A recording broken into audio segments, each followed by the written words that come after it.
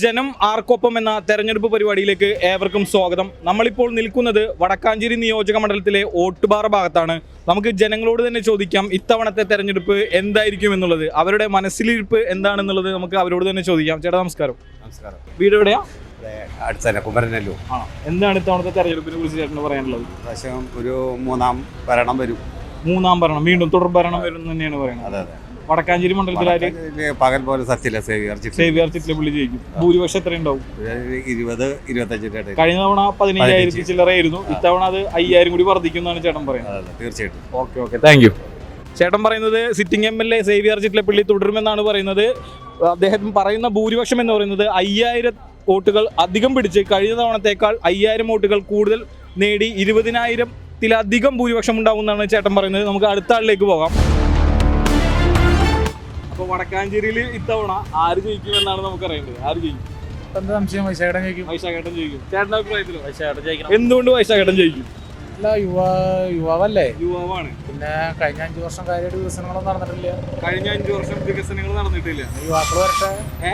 യുവാക്കൾ കടന്നു വരട്ടെ. ഓക്കെ. ഭരണം ഇത്തവണ ഒരു തുടർ ഭരണം ഉണ്ടാവും, അതോ UDF തിരിച്ച് അധികാരത്തിൽ വരുമോ? UDF വരാനാണ് സാധ്യത.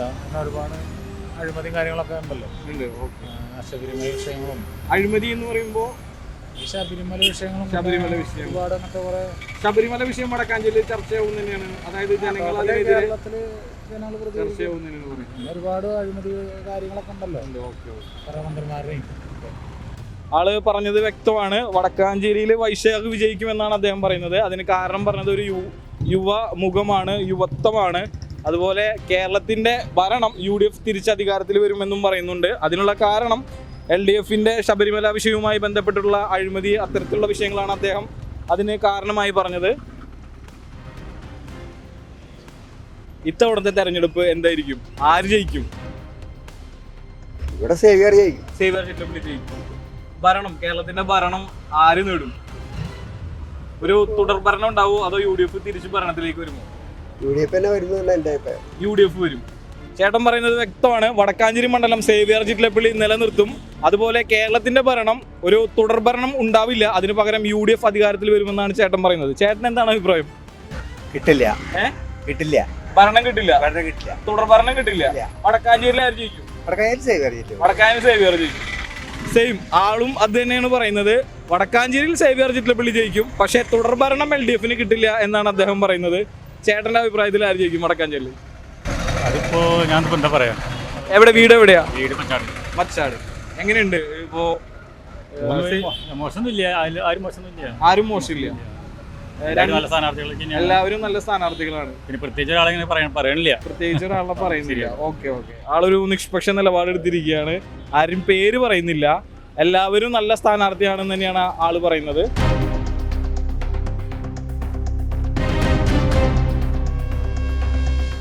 ചേച്ചി നമസ്കാരം. തെരഞ്ഞെടുപ്പിന്റെ പ്രോഗ്രാമാണ്. ഒറ്റ മിനിറ്റ്, ഒരു കാര്യം ചോദിക്കാനാണ്. വടക്കാഞ്ചേരിയിൽ ഇത്തവണ ആര് ജയിക്കുമെന്നറിയാൻ വേണ്ടിയിട്ടാണ് ഞങ്ങളിപ്പോൾ ഇറങ്ങിയിരിക്കുന്നത്. ജനങ്ങളുടെ മനസ്സിലെ ആ ഒരു ആര് ജയിക്കുമെന്ന് അറിയാൻ വേണ്ടിയിട്ട്. ചേച്ചിയുടെ അഭിപ്രായത്തിൽ വടക്കാഞ്ചേരിയിൽ ആര് ജയിക്കും? സേവിയർ ജയിക്കും. Okay thank you. ചേച്ചിയും പറയുന്നത് സേവിയർ ചിറ്റലപ്പള്ളി ജയിക്കുമെന്ന് തന്നെയാണ്. നമുക്ക് ഇനി അടുത്ത ആളത്തേക്ക് പോവാം. ജനം ആർക്കൊപ്പം എന്നുള്ളത്. എവിടെയാണ് നാട്? കൊല്ലം. കേരളം തവണ ആര് ഭരിക്കും? കൊല്ലത്തുകാരിക്ക് അത് പറയാമല്ലോ. വടക്കാഞ്ചേരിയിലെ കാര്യമാണല്ലോ അറിയാത്തുള്ളൂ. അതായത് ഒരു തുടർ ഭരണം ഉണ്ടാവുമോ, അതോ ഈ UDF തന്നെ തിരിച്ചധികാരത്തിൽ വരുമോ തോന്നുന്നത്? ഓക്കെ. ചേച്ചി കൊല്ലന്നല്ലേ പറഞ്ഞേ? കൊല്ലത്ത് എവിടെ വർക്ക് ചെയ്യുന്നു? ഇവിടെ എവിടെ വർക്ക് ചെയ്യുന്നു? ഹോസ്പിറ്റലാണ്. ഓക്കെ.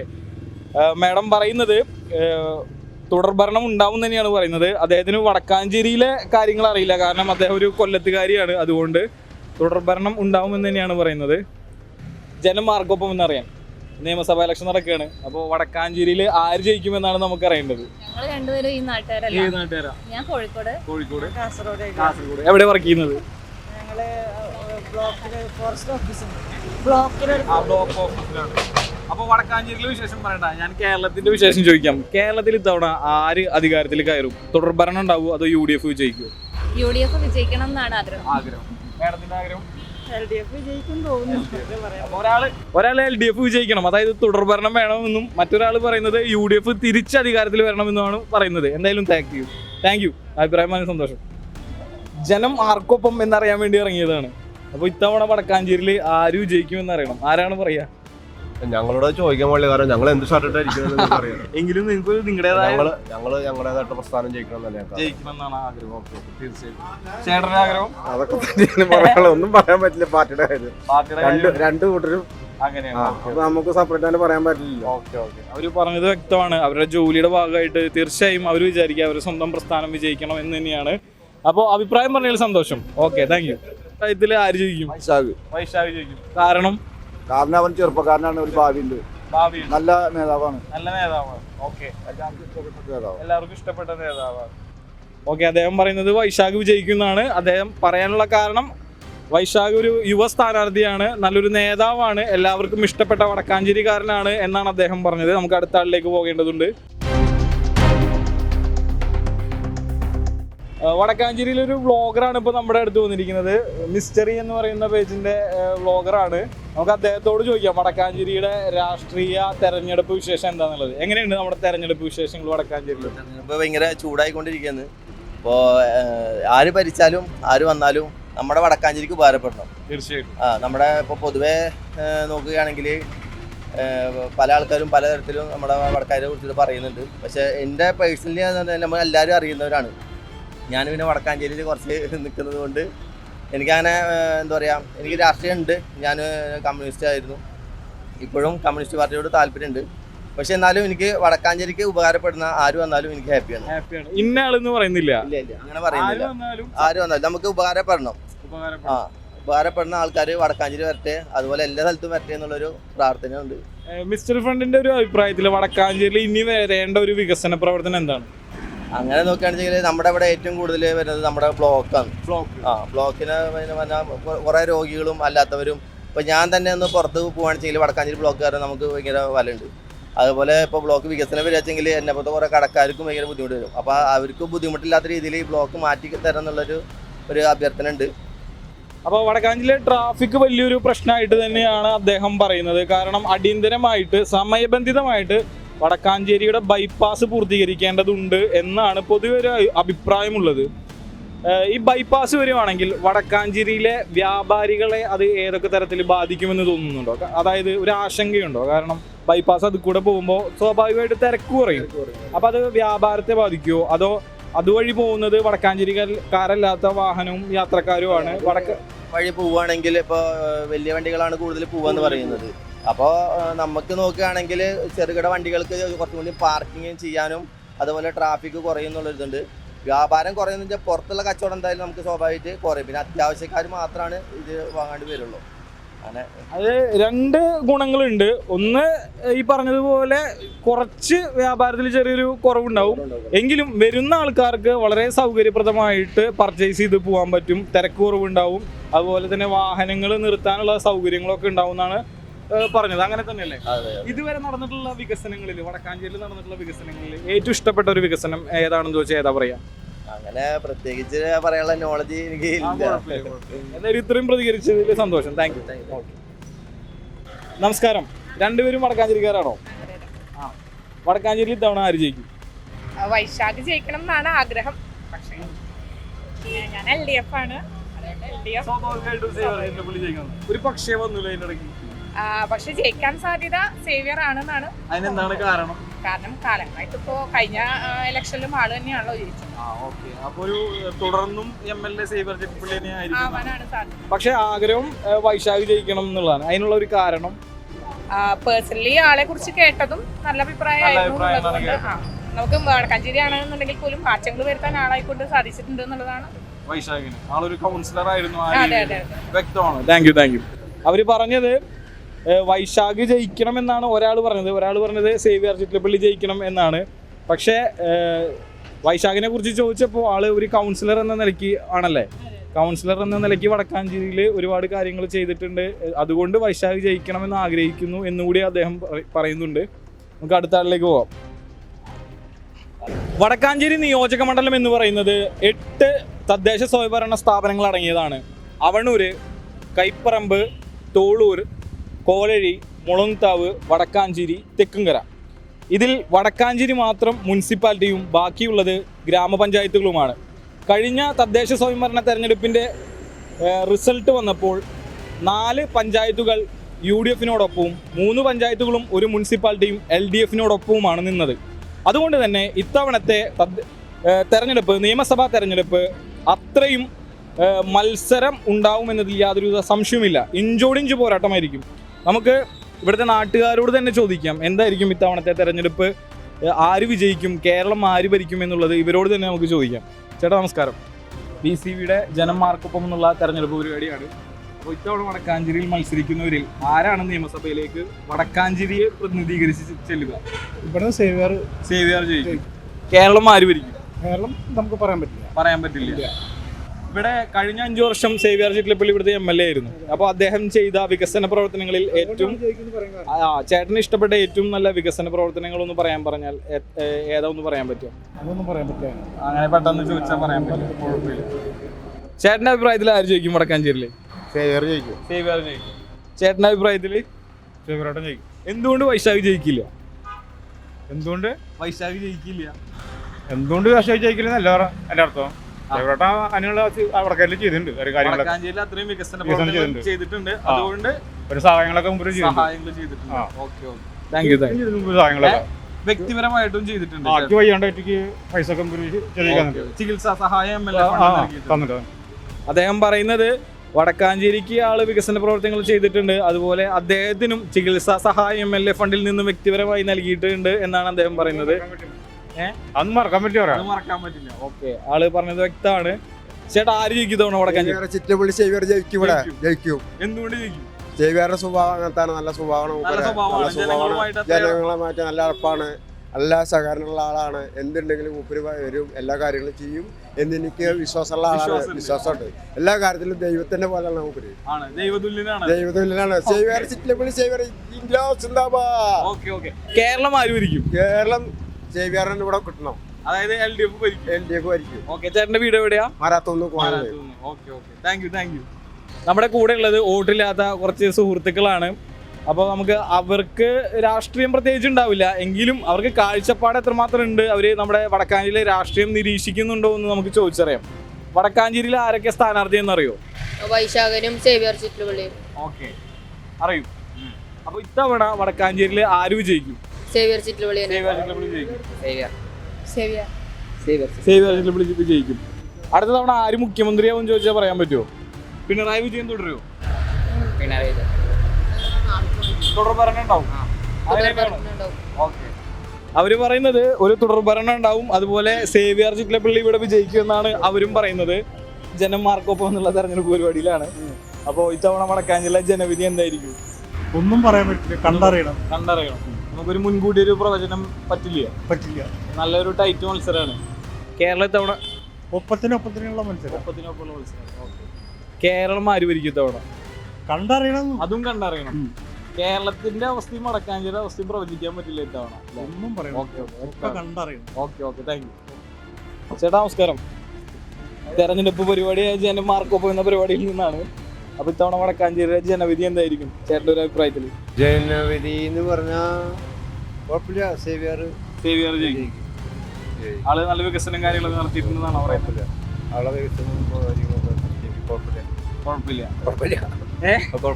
കുഴപ്പമില്ല. കേരളത്തില് ആര് ഭരിക്കും? കേരളം ആര് ഭരിക്കും? UDF ഭരിക്കും? LDF ഭരിക്കോ? കാര്യം ഒന്നും പറയാൻ പറ്റില്ല. ഒരു ഭരണ വിരുദ്ധ വികാരം ഉണ്ടോ പൊതുവെ? ഉണ്ട്. അത് യാഥാർത്ഥ്യമാണ്. അതുകൊണ്ട് ചിലപ്പോ LDF വീണ്ടും സാധ്യത ഉണ്ട്. അതായത് ഭരണവിരുദ്ധ വികാരം ഉണ്ടെങ്കിൽ അപ്പൊ UDF ആണല്ലോ വരേണ്ടത്. അത് ഒന്നും പറയാൻ പറ്റില്ല. UDFന്റെ കാര്യം ഇപ്പൊ ഒന്നും പറയാൻ പറ്റാത്ത അവസ്ഥയാ. ജനങ്ങൾ ആർക്കൊപ്പം? ചേട്ടൻ ആർക്കൊപ്പാ? ഒന്നും പറയാൻ പറ്റില്ല. ആര് ജയിക്കും വടക്കാഞ്ചേരിയില്? പ്രവചിക്കാൻ പറ്റില്ല.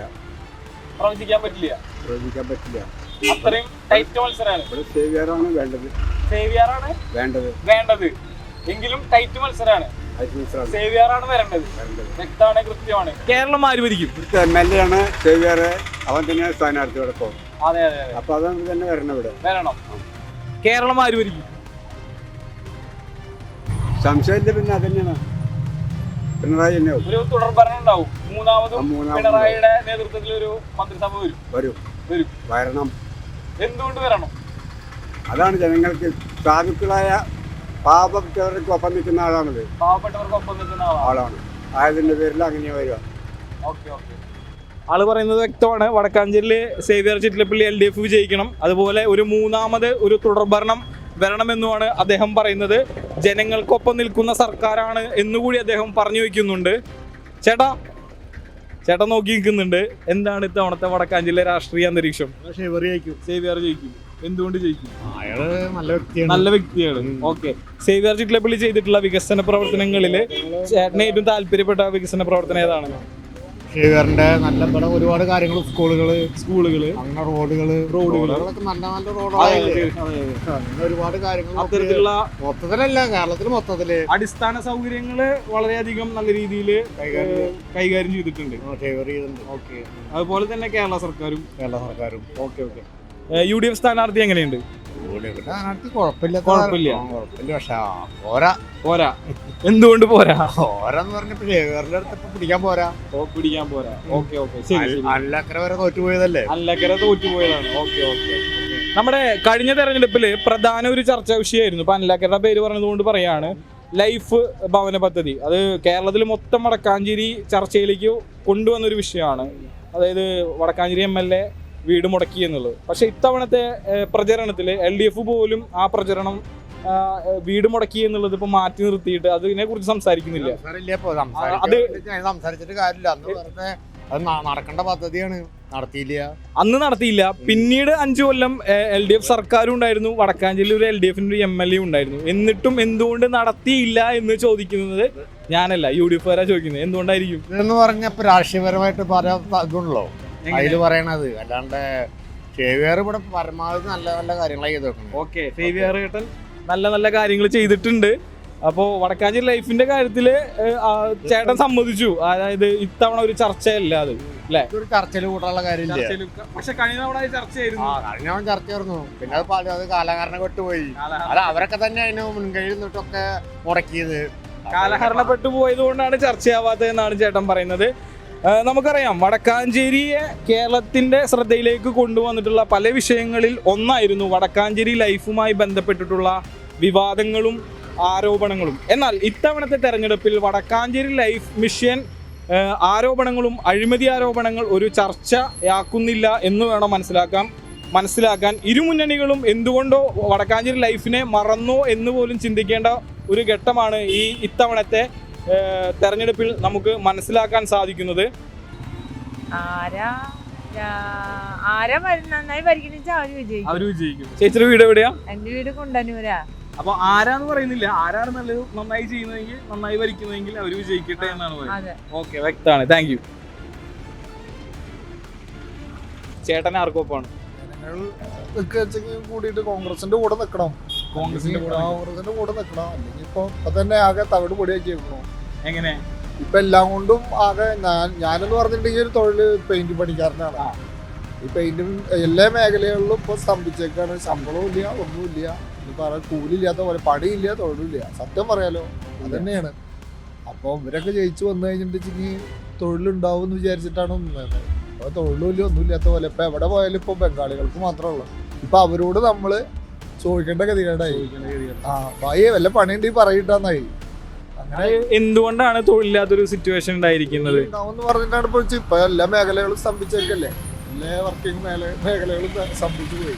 അപ്പോൾ ചേട്ടൻ പറയുന്നത് ഏറെ പ്രതീക്ഷയോടെയാണ് ഈ ഒരു സർക്കാരിനെ കണ്ടിരുന്നത്. പക്ഷെ ആ പ്രതീക്ഷ മുഴുവൻ തെറ്റിച്ചു എന്നാണ് പറയുന്നത്. അപ്പോൾ അതുകൊണ്ട് തുടർഭരണം ഇനി വേണ്ട, UDF അധികാരത്തിൽ വരണം എന്നാണ് ആഗ്രഹിക്കുന്നത്. വടക്കാഞ്ചേരിയിലൊരു അവസ്ഥയെക്കുറിച്ച് ചോദിക്കുകയാണെങ്കിൽ എന്താ പറയുക? വടക്കാഞ്ചേരിയിൽ ഇപ്പോൾ കാലങ്ങളോളായിട്ട് ഇപ്പോൾ ഞാൻ ശ്രദ്ധിക്കണം, വടക്കാഞ്ചേരിയിലൊരു ബസ് സ്റ്റാൻഡ് ഉണ്ട്. ഇപ്പൊ അതേപോലെ തന്നെ ഓട്ടുപാറ സെന്ററിൽ ഇവിടെ ലൈറ്റുകളും കാര്യങ്ങളും ഒന്നുമില്ല. ഇത് തിക്കും തിരക്ക് വരുമ്പോൾ അതിന്റെ കാര്യങ്ങൾ നോക്കാൻ ആരുമില്ല. എത്രയോ വണ്ടികൾ വന്ന് ലോക്കാവണു, അത് നല്ല രീതിയിൽ നോക്കാൻ ആരുമില്ല. പിന്നെ വടക്കാഞ്ചേരി സ്റ്റാൻഡ്, അത് കുറെ കാലങ്ങളായി, വർഷങ്ങളായിട്ടുള്ള വടക്കാഞ്ചേരി ഓട്ടുപാറ സ്റ്റാൻഡാണ്. ഓട്ടുപാറ സ്റ്റാൻഡ് ഇപ്പോഴും ആൾക്കാർ അതിൽ വണ്ടികൾ കാര്യമായിട്ട് കയറണില്ല. അതിനൊരു ഇതില്ലാത്ത പോലെയാണ് ഇപ്പോഴും കിടക്കുന്നത്. അതൊന്നും ഇപ്പോഴും ശരിക്ക് നവീകരിച്ചിട്ടില്ല എന്നാണ്. ബാത്റൂമുകൾ ലേഡീസുകൾക്ക് നിൽക്കാനുള്ളതും നമ്മൾ ഈ വെള്ളം അടിക്കുന്ന ആൾക്കാരും അവരും മാത്രമേ ഉള്ളപ്പോൾ അതിൻ്റെ അറിയില്ല അതൊക്കെ ഒഴിവാക്കുക നല്ല രീതിയിൽ പോവുക. ഒരു ബസ് സ്റ്റാൻഡിൽ ഒരു ഷെൽട്ടർ സംവിധാനം പ്രോപ്പർ ആയിട്ടില്ല, സ്ത്രീകളുടെ ഒരു സുരക്ഷയൊക്കെ ബുദ്ധിമുട്ടിക്കുന്നുണ്ട്. അതുപോലെ അദ്ദേഹം പറയുന്നത് പ്രാഥമികമായിട്ടുള്ള കുറച്ച് കാര്യങ്ങളാണ്. നമ്മൾ കുറച്ച് നേരത്തെ പറഞ്ഞതുപോലെ വടക്കാഞ്ചേരിയിലെ തിരക്ക് എല്ലാവരും പറയുന്നത് പോലെ അദ്ദേഹവും പറയുന്ന ഒരു കാര്യമാണ്. വടക്കാഞ്ചേരിയിലെ പ്രധാന പ്രശ്നം വടക്കാഞ്ചേരി ടൗണിലെ തിരക്ക് തന്നെയാണ്. അതുപോലെ അദ്ദേഹം പറഞ്ഞ മറ്റൊരു കാര്യം ഓട്ടുപാറ ബസ് സ്റ്റാൻഡിൻ്റെ അസൗകര്യത്തെക്കുറിച്ചാണ്. പലർക്കും അവിടെ നിന്ന് തിരിയാനുള്ള സൗകര്യത്തിൻ്റെ കുറവുണ്ട്. വാഹനങ്ങൾ വന്ന് കയറുമ്പോൾ കൃത്യമായി അകലം പാലിക്കുവാനോ അതിലേക്ക് യാത്രക്കാർക്ക് കയറി ചെല്ലാനുള്ള ഒരു സൗകര്യക്കുറവൊക്കെയാണ് അദ്ദേഹം പറയുന്നത്. നമുക്ക് ഈ പ്രോഗ്രാം ഇന്നിവിടെ അവസാനിപ്പിക്കേണ്ടതുണ്ട്. നാളെ വടക്കാഞ്ചേരി നിയോജക മണ്ഡലത്തിൻ്റെ തെരഞ്ഞെടുപ്പ് വിശേഷങ്ങളെക്കുറിച്ച് മറ്റൊരു സ്ഥലത്ത് നിന്ന് നമുക്ക് കാണാം.